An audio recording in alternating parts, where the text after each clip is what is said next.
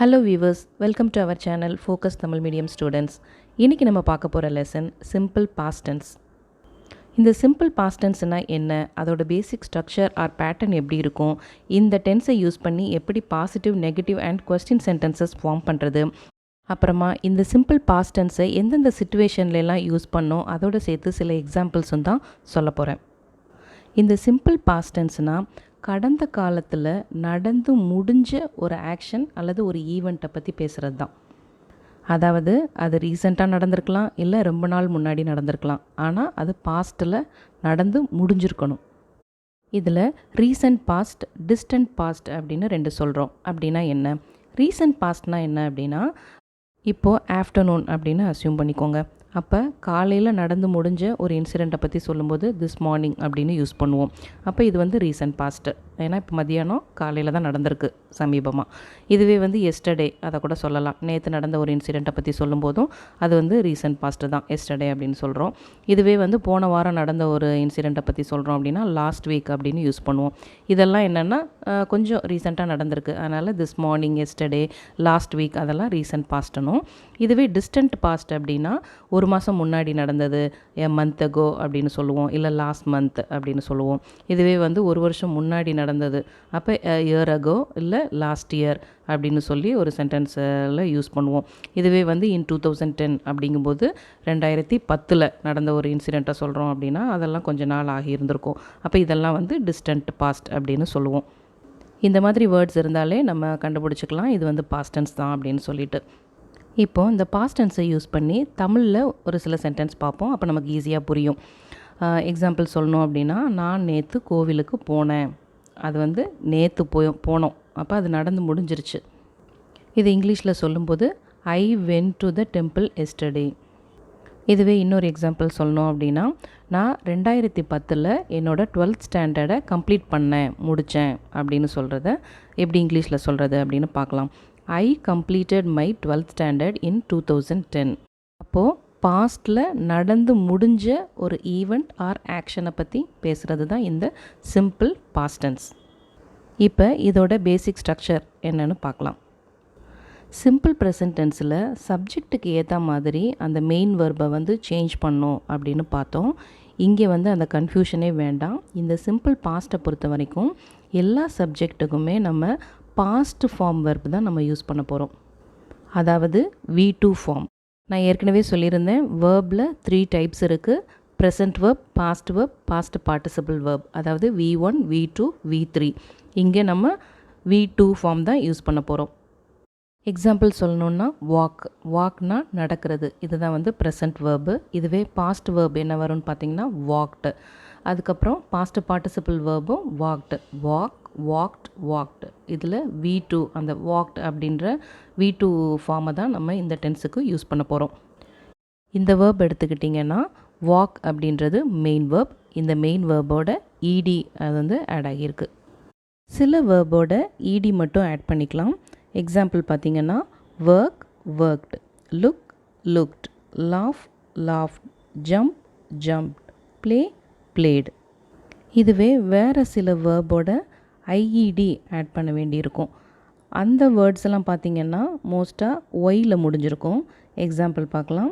Carried, married, buried, cried, certified.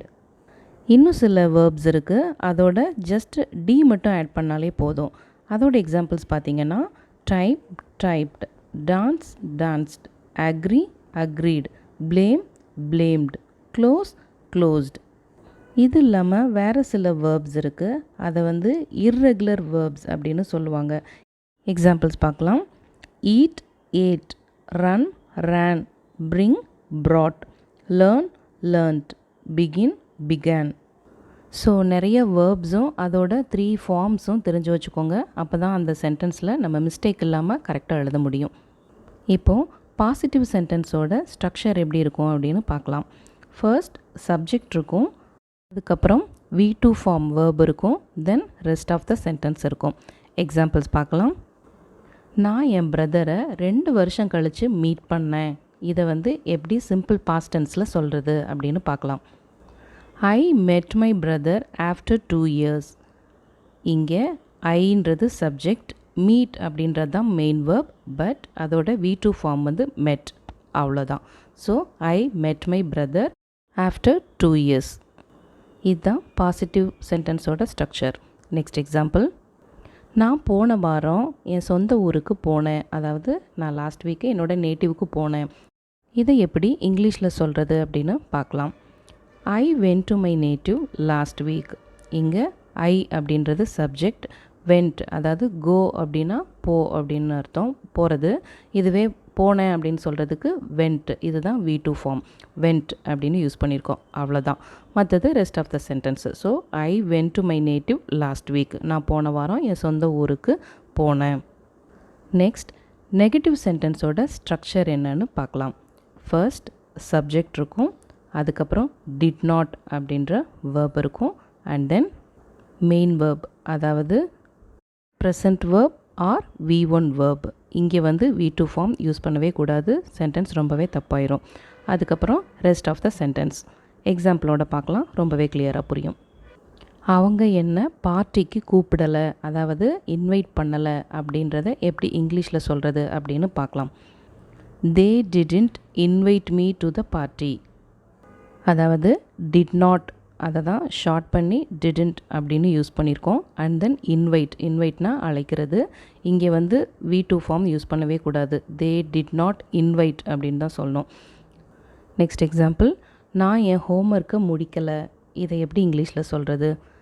I didn't complete my homework. இங்கே ஐன்றது subject, did not அதை தான் didn't அப்படின்னு use பண்ணியிருக்கோம். அகைன் கம்ப்ளீட் அப்படின்றது மெயின் வேர்ப் மட்டும்தான், அதாவது V1 form. I didn't complete my homework. இப்படி தான் நெகட்டிவ் சென்டென்ஸை ஃபார்ம் பண்ணோம். நெக்ஸ்ட் சிம்பிள் பாஸ்ட் டென்ஸில் கொஸ்டின் சென்டென்சஸ் எப்படி ஃபார்ம் பண்ணுறது, அதோட ஸ்ட்ரக்சர் என்னன்னு பார்க்கலாம். ஃபர்ஸ்ட் டிட் அப்படின்ற வேர்ப் இருக்கணும், அதுக்கப்புறம் சப்ஜெக்ட், தென் V1 வேர்ப் அதாவது மெயின் வேர்ப் இல்லை ப்ரெசன்ட் வேர்ப் என்ன வேணாலும் சொல்லிக்கலாம். அதுக்கப்புறம் ரெஸ்ட் ஆஃப் த சென்டென்ஸ் இருக்கணும். இப்போ நீ நேற்று நைட்டு சினிமாவுக்கு போனியா அப்படிங்கிறத எப்படி இங்கிலீஷில் கேட்குறது அப்படின்னு பார்க்கலாம்.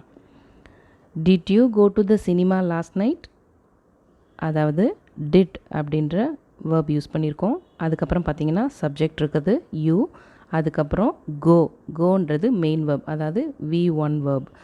அப்புறம் லாஸ்ட் நைட் அப்படின்னு யூஸ் பண்ணியிருக்கோம். நேற்று நைட்டு அப்படின்னு சொல்கிறதுக்கு எஸ்டர்டே நைட்டுன்னு சொல்லக்கூடாது, லாஸ்ட் நைட் தான் சொல்லணும். So did you go to the cinema last night. இப்போது இந்த ஸ்ட்ரக்சரோட சேர்த்து WH வேர்டு ஆட் பண்ணி நம்ம கொஸ்டினையும் ஃபார்ம் பண்ணலாம். நீ எப்போ திரும்பி வந்த, இதில் எப்போ அப்படின்றது தான் WH வேர்டு, அதாவது வென் அப்படின்றது WH வேர்டு. இதை யூஸ் பண்ணி எப்படி கொஸ்டின் கேட்குறது அப்படின்னு பார்க்கலாம். When did you come back, இதில் வென் வந்து WH வேர்டு நம்ம ஆட் பண்ணியிருக்கோம், மற்றதெல்லாம் அந்த ஸ்ட்ரக்சர் தான்.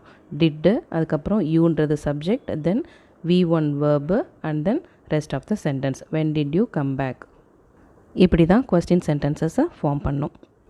நெக்ஸ்ட் நெகட்டிவ் கொஸ்டின் சென்டென்சஸ் எப்படி ஃபார்ம் பண்ணுறது அப்படின்னு பார்க்கலாம்.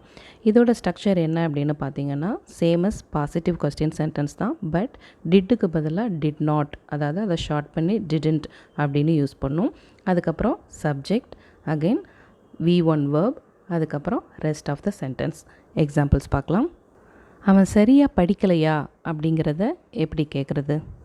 Didn't he study well. Didn't அப்படின்றது நெகட்டிவை சொல்கிறது, படிக்கலையா, ஸ்டடின்றது படிக்கிறது, படிக்கலையா அப்படின்னு சொல்கிறது டிடன்ட். ஹீன்றது சப்ஜெக்ட், வெல்லுனா சரியா, அப்போ டிடன்ட் ஹீ ஸ்டடி வெல். இந்த ஸ்ட்ரக்சரை யூஸ் பண்ணி எவ்வளோ கொஸ்டின் வேணாலும் நம்மளால் மேக் பண்ண முடியும். இதுவே அவன் வரலையா அப்படின்னு கேட்குறதுனா டிடன்ட் ஹீ கம் அந்த மாதிரி கேட்டுக்கலாம். இது மாதிரி என் நம்பர் ஆஃப் கொஸ்டின்ஸ் உங்களால் மேக் பண்ண முடியும். கரெக்டான அந்த வேர்பும் இந்த ஸ்ட்ரக்சரும் தெரிஞ்சாலே போதும். இப்போ இந்த ஸ்ட்ரக்சரோட சேர்த்து WH வேர்டும் ஆட் பண்ணி நம்ம கொஸ்டின்ஸை ஃபார்ம் பண்ணலாம். எக்ஸாம்பிள் பார்க்கலாம். நீ ஏன் அவனை நேற்று பார்க்கல? இப்போ அப்பா வந்து பையன்கிட்ட சொல்லியிருக்காரு, நீ வந்து என் ஃப்ரெண்டை போய் பாரு அப்படின்னு. அதாவது இந்த சிச்சுவேஷன் நேற்று நடந்ததாக நினச்சிக்கோங்க. அப்போது இன்றைக்கி வந்து அப்பா வந்து கேட்குறாரு, அப்பா அவனை போய் பார்த்தியா அப்படின்னா பையன் வந்து சொல்கிறாரு, இல்லை நான் பார்க்கல அப்படின்னா. இப்போ அப்பா கேட்பார் இல்லையா, நீ ஏன் நேற்று அவனை பார்க்கல அப்படின்னு கேட்பார்ல, அந்த சிச்சுவேஷன் தான் இது. அப்போ இதை எப்படி இங்கிலீஷில் கேட்குறது அப்படின்னு பார்த்தீங்கன்னா, why didn't you see him yesterday? இதில் ஒய் அப்படின்றது WH வேர்டு, didn't அப்படின்றது ஹெல்பிங் வேர்ப், அதாவது சீனா பார்க்குறது. இதை வந்து didn't அப்படின்னா பார்க்கல, ஏன் பார்க்கல அப்படின்னு சொல்கிறது. அப்போது why didn't you see him yesterday அப்படின்னு கொஸ்டினாக கேட்கலாம். இப்போது சிம்பிள் பாஸ்ட் டென்ஸோட ஸ்ட்ரக்சர் எல்லாமே பார்த்துட்டோம். இப்போது இந்த பாஸ்ட் டென்ஸை எந்தெந்த சிச்சுவேஷன்லலாம் யூஸ் பண்ணுறது அப்படின்னு தான் பார்க்க போகிறோம். ஃபர்ஸ்ட் சிச்சுவேஷன் என்ன அப்படின்னு பார்த்தீங்கன்னா, to describe the completed actions, அதாவது நடந்து முடிஞ்ச ஒரு ஆக்ஷனை டிஸ்கிரைப் பண்ணுறதுக்கு தான் நம்ம வந்து இந்த சிம்பிள் பாஸ்ட்டை யூஸ் பண்ணோம். ஃபர்ஸ்ட் எக்ஸாம்பிள் என்ன அப்படின்னு பார்த்தீங்கன்னா, அவனோட எக்ஸாமுக்கு நல்லா படித்தான், அதாவது அவனோட எக்ஸாமுக்கு நன்றாக படித்தான். இது வந்து ஒரு நடந்து முடிஞ்ச ஒரு ஆக்ஷன். அதை எப்படி இங்கிலீஷில் சொல்கிறது அப்படின்னு பார்த்தீங்கன்னா, he studied well for his exam. he studied well for his exam. Next example, அவள் டோர்னமெண்ட்டில் நல்லா விளையாடினா. இதை எப்படி இங்கிலீஷில் சொல்கிறது அப்படின்னு பார்த்தீங்கன்னா, she played well in the tournament. she played well in the tournament. இந்த மாதிரி நடந்து முடிஞ்ச ஆக்ஷனை பற்றி பேசுகிறதுக்கு இந்த சிம்பிள் பாஸ்ட்டை யூஸ் பண்ணலாம். நெக்ஸ்ட்டு பார்த்திங்கன்னா, ரீசன்ட் பாஸ்ட் ஈவெண்ட்ஸ், அதாவது ரீசண்டாக நடந்து முடிஞ்ச ஈவெண்ட்டை பற்றி பேசுகிறதுக்கும் இந்த சிம்பிள் பாஸ்ட்டை யூஸ் பண்ணலாம். இதோட எக்ஸாம்பிள் என்னென்னு பார்க்கலாம்.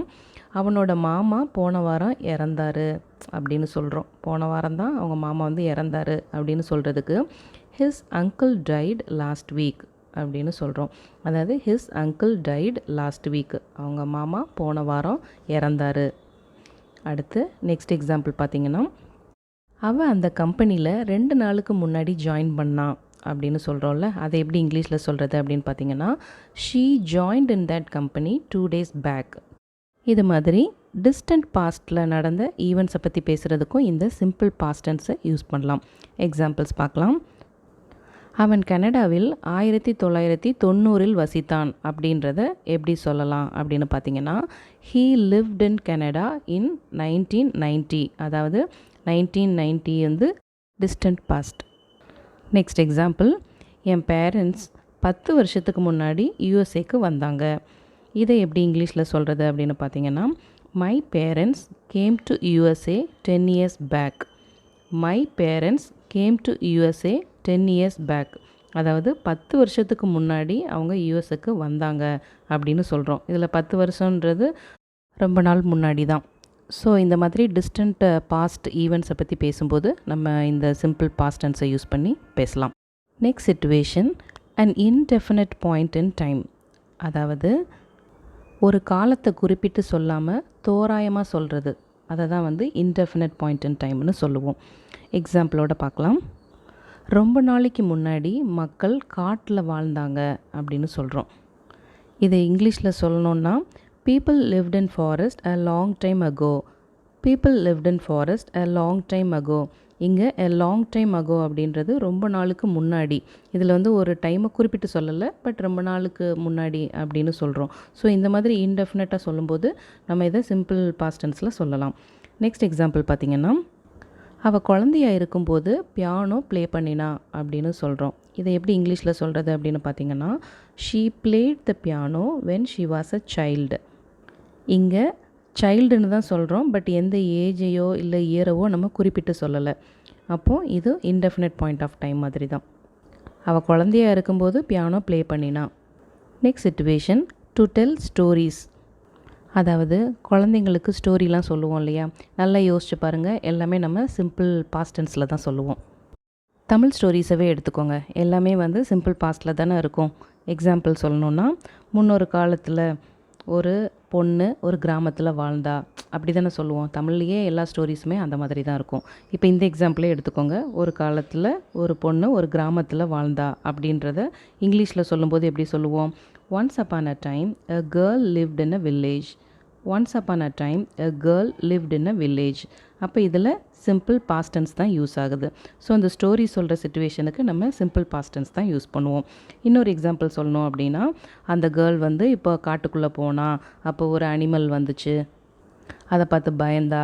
அந்த மாதிரி எல்லாமே பார்த்திங்கன்னா சிம்பிள் பாஸ்ட் டென்ஸ்லேயே தான் சொல்லிகிட்டே போவோம் அந்த ஸ்டோரி ஃபுல்லாகவே. ஒரு நாள் அவள் காட்டுக்கு போனா அப்படின்றத எப்படி இங்கிலீஷில் சொல்லுவோம்? One day she went to the forest. One day she went to the forest. இந்த மாதிரி ஸ்டோரி சொல்கிறதுக்கு இந்த சிம்பிள் பாஸ்ட் டென்ஸை வந்து யூஸ் பண்ணுவோம். இவ்வளோ தாங்க சிம்பிள் பாஸ்ட்டு. ஆல்மோஸ்ட் சிம்பிள் பாஸ்ட்டை பற்றி எல்லாமே கவர் பண்ணிட்டேன். இதை மட்டும் கரெக்டாக அண்டர்ஸ்டாண்ட் பண்ணிக்கிட்டிங்கனாலே போதும். கண்டிப்பாக உங்களால் இந்த பாஸ்ட் டென்ஸை கரெக்டான ப்ளேஸில் அப்ளை பண்ண முடியும். எந்த மிஸ்டேக்குமே இல்லாமல் உங்களால் சென்டென்ஸை ஃபார்ம் பண்ண முடியும். ஏதாவது டவுட் இருந்தால் கமெண்ட் செக்ஷனில் கமெண்ட் பண்ணுங்கள். வீடியோ பிடிச்சிருந்தால் லைக் பண்ணுங்கள். சேனலை சப்ஸ்கிரைப் பண்ணாதவங்க சப்ஸ்கிரைப் பண்ணுங்கள். நெக்ஸ்ட் வீடியோவில் மீட் பண்ணுறேன். பை.